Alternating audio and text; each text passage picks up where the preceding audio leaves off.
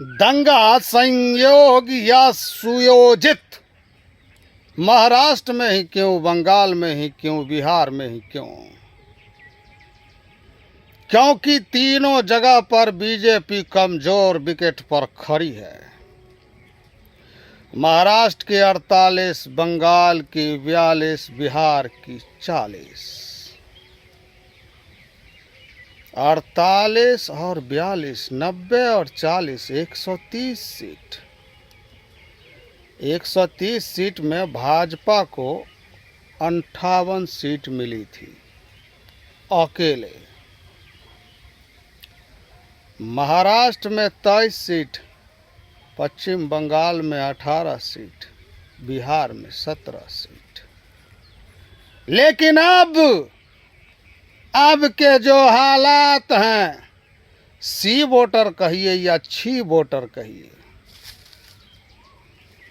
नाना भाई देशमुख के भतीजे जो बीजेपी के ही लोग हैं, जब उनका सर्वे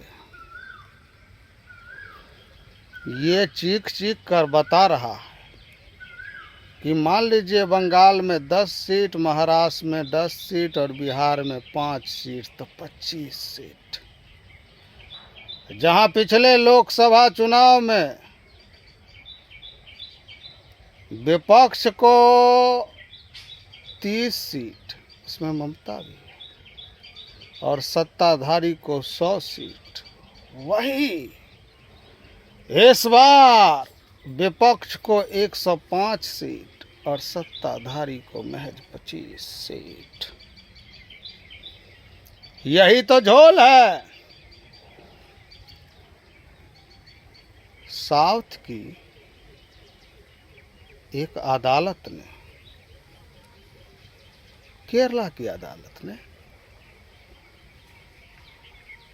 मीडिया वन चैनल पर बैन लगा दिया। लेकिन सुप्रीम कोर्ट के सुप्रीम जस्टिस जब से डटने लगा, देख के मंजर साहब जी का फटने लगा। सुप्रीम कोर्ट के सुप्रीम जस्टिस ने कहा कि सरकार की कोई आलोचना करता है, अगर सरकार से असहमत है तो वो एंटी नेशनल नहीं है। जी हाँ, वो देश विरोधी नहीं है। और जिस संगठन पे आपकी शक की सुई जाती है कि आतंकी संगठन के साथ मीडिया वन का ताल्लुकात है, तो उसके मुकम्मल सबूत पेश करने होंगे। आपको शक हो गया और हम मान ले, आप शक करते जाए, हम मानते जाए। सत्ता प्राप्त करते समय संविधान की शपथ खाते हैं, तो संविधान को पढ़ते क्यों नहीं हैं? उनकी जानकारी थोड़ी बहुत होनी चाहिए। या फिर झूठी डिग्री और झूठी बातों पर हम विश्वास करते रहे आंख मूंद कर। कानून मंत्री कहते हैं कि सुप्रीम कोर्ट के कुछ रिटायर्ड जज एंटी इंडिया है। जो विरोध करता है उसे एंटी इंडिया कह दिया जाता है। एंटी इंडिया, एंटी हिंदू, यही दो मुद्दे भाजपा के पास बचे ही हैं। एंटी इंडिया, एंटी हिंदू, तीसरा कोई मुद्दा नहीं है। दूसरी तरफ इनके दोस्त, अब की बार ट्रंप सरकार, वो सलाखों के पीछे।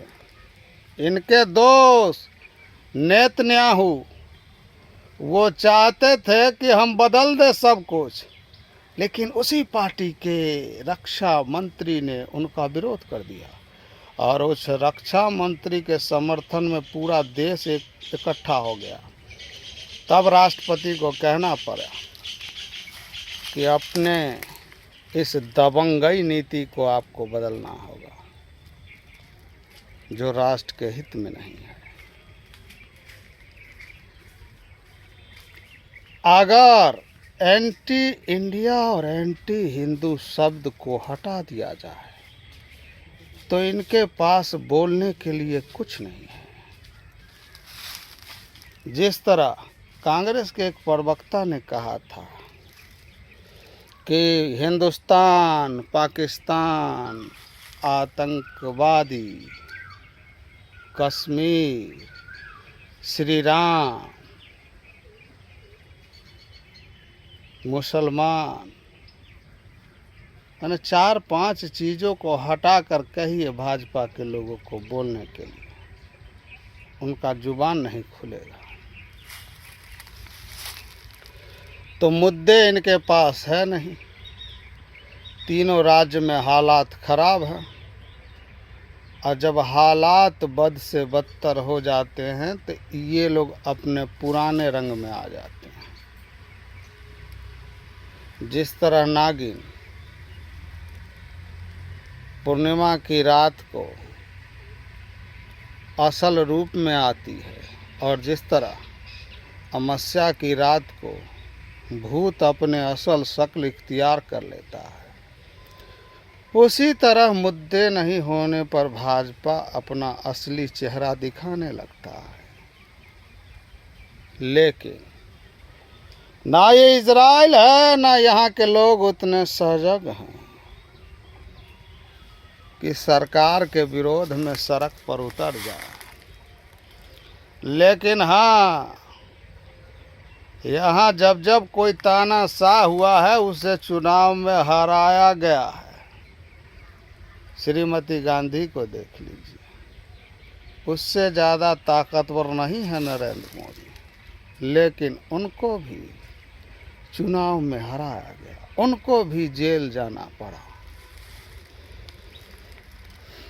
सीबीआई की तारीफ करते हैं, ईडी की तारीफ करते हैं।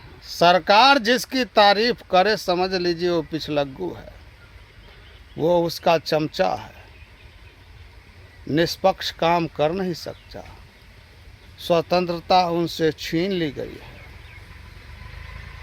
और मीडिया वन के फैसले को पलटना, ये सबसे बड़ा संदेश है चंद्रचूड़ का।